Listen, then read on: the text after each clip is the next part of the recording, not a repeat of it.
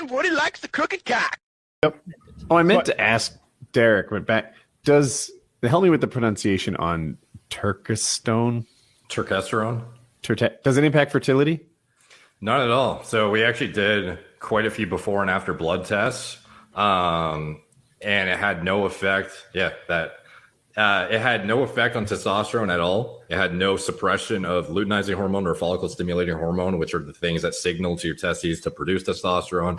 Had no liver toxicity, no kidney toxicity, no aberrations to lipids, no anything. It was just like super benign, super innocuous, and it was essentially you don't even realize you're on it, except you just get a bit stronger in the gym, and you gain a couple pounds. That's what I'm looking for. Not even know I'm on it, just I'm stronger.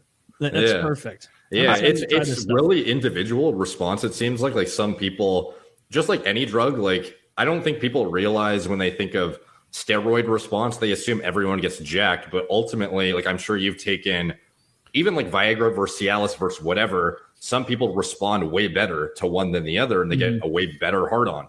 Or some guys, when they try to get rid of a headache with Tylenol versus ibuprofen, some guys it's like, Tylenol just doesn't cut it. I need to use ibuprofen. So the same shit can happen with steroids where it's like you might be a hypo responder and not do that well, or a hyper responder respond really well. And with testosterone, even though it's a natural thing, you might get absolutely nothing out of it. Some people, they spend a lot of money and they end up not really getting anything. But then some individuals, they take it and they end up gaining 20 to 30 pounds on their bench. Like it can be pretty significant. So it's ultimately a bit individual at the end of the day. But I've never seen any impact on blood work like at all across the board. To me, about like those. Kyle, I was just gonna say about L-carnitine. Like that's one of those things that like if you Google like the positives of L-carnitine, like injectable L-carnitine, it's a goddamn laundry list of things that there are claimants to say that it does this, it does that, it does the other. I found that like if I was gonna have sex that night, I'd get a syringe of L-carnitine in my ass an hour before. Like I would always add that to the load stack, as it were. What impact are you going for? With loads, actually, too. Yeah. It helps with everything. I felt like I had like as if the tadalafil isn't enough, but like I would be harder.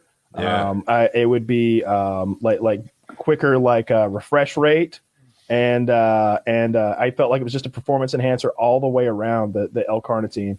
So the problem with the carnitine is the dose, like you said earlier, for orally, it has to be so high to get enough to actually yield the effect you want. So when I was making the load stack with you guys, I was like, carnitine would be a good addition, but it would take it from a 9 capsule dose to a fucking 16 capsule dose, which is like, it's already enough to ask to take 9 capsules a day. You know what I mean? So that was one of those things. If you want to add it on top, like we sell carnitine orally, which you have to use like 6 caps a day to get the effect you want out of it. Or you can inject it like Kyle did every single day from like the MITRT clinic. But like there was no way to fit it in the load stack, but it does help pretty significantly. Yeah, I highly recommend the L-carnitine. Like I love it so fucking much. Like you were saying that like people don't want to pin it every day. And I'm just like, why not? Why not? Come on. What's it take a minute? Take a minute out of your day, a little pinch in your butt. Like, come on. I think you prepare your syringe every time you take it, or do you do like a week's worth at once? I prepare it every time. I'm really careful about. So the biggest fear to me, because of the everyday injections, 2 a day, would be an infection, right? Like getting some sort of an infection in my glute or in my shoulder. Man, if they have to take like a walnut-sized chunk out of me, like. Not going to be looking so good in the progress pictures after that, right? I'm going to have like a Taylor like lump in my ass or something, like a divot that they've had to carve out of necrotic flesh. When I get some sort of an awful because like you're not talking about like just a staph infection on the surface, like you just shoved a needle deep into your ass that was dirty, and you've got some deep seated infection in there. That's a fucking problem. How many times can you reuse a needle before you have to throw it away? I mean, did you have to put it in the middle, or was that personal preference? Dude, microwave for 30 seconds. It's clean. That's right. This is actually for my own channel. This is actually the only syringe I own. This is it. This is Old Faithful here. One for a year.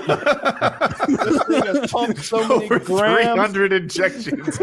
I've used all 7 fucking different needle. products through this same guy. You know, after a while, she gets a little bent, but you can get around that. You just go in from the side.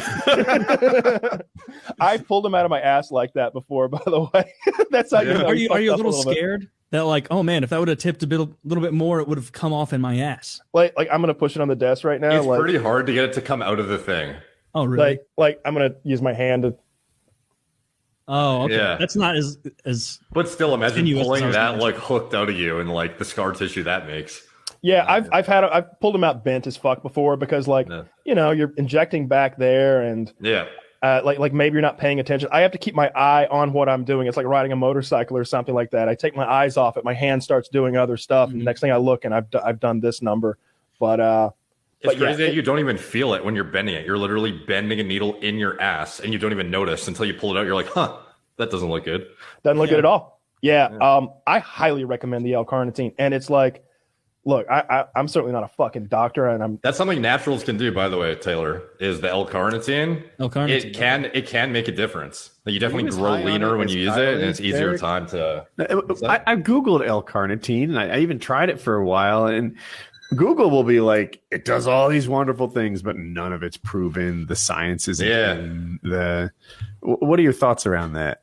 So one of the main reasons why we use it is it upregulates androgen receptor content in the muscle. So basically, it doesn't matter how much testosterone you have, if the actual thing it binds to, the androgen receptor, if there's less of it or it doesn't express and cause the effects you want, you could have infinite amounts of testosterone in your bloodstream, but if it doesn't bind to the androgen receptor and do what it's supposed to do and cause like the gene expression that causes, muscle protein synthesis and whatnot, you're not getting anything out of it. And L-carnitine is clinically proven to upregulate androgen receptor content in the muscle, as well as it improves fertility, as well as it improves fatty acid mobilization. Like there's a lot of things it does, and maybe it's fairly not that potent, where it's like it's just another little thing though. So it's like a natural thing that's, if anything, is going to improve a lot of your natural functions. Like it doesn't But it's a have must any. inject. You're saying, right? Like the No, edible like- kinds aren't as useful.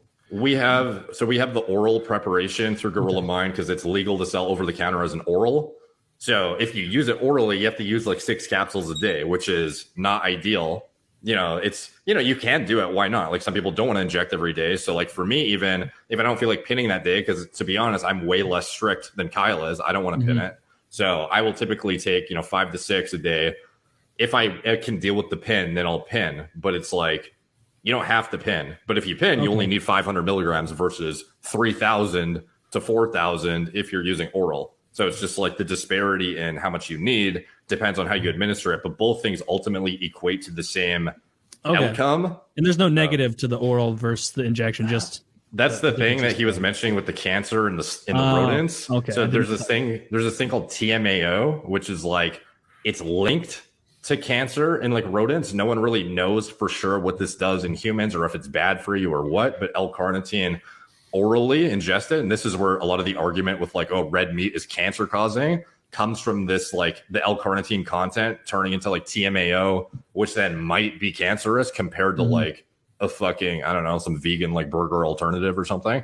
So that kind of thing, no one can say for certain it's going to do anything wrong to you. It's just if you're more risk averse, you would actually be healthier by injecting it, as paradoxical as that sounds. Yeah, that's one of the reasons why like Derek and I have discussed exactly what he laid out there before in the past, over the past years. He's like, what I do is, I pin it sometimes and I take the pill sometimes, but he mentioned the cancer thing, and I had just had the cancer thing already, and it was just like, shit don't hurt that bad. Let's go. Like just send me in it. How many bottles do I need, to be able to shoot this stuff every single fucking day? And I fill that syringe until it's 110 units or something like that. Like I always fill that syringe all the way to the fucking tippy top, and I use as much as I can. I've done 2 shots a day sometimes. If I would do my fasted cardio in the morning and then I was going to lift that night, I'd be like, 2 shots a day. Wow, that's like, fucking wild. I didn't even know that. There was plenty of times when I did 2 shots a day. Like if I was like there toward the end when I'm 183 pounds and I'm trying to get to 182. And it's like, God, I'm barely eating. Yeah. I'm running an hour a day. I'm like, just like walking 45 minutes or an hour a day. Like I'm taking extra baths. I'm doing everything I can to like burn calories. I'm sitting here in my chair, like during the show, like squeezing my glutes. Like I'm just trying to burn an extra goddamn calorie over here. You're doing during the podcast. I'm on so much fucking caffeine. Doing his Kegels. I'm doing my Kegels over here. You know, Kyle, you're doing your hummingbirds. You're doing My leg lifts that are imperceptible to the human eye. I ended on that note. I love the That was wordplay. the best Very shit nice. I've ever heard.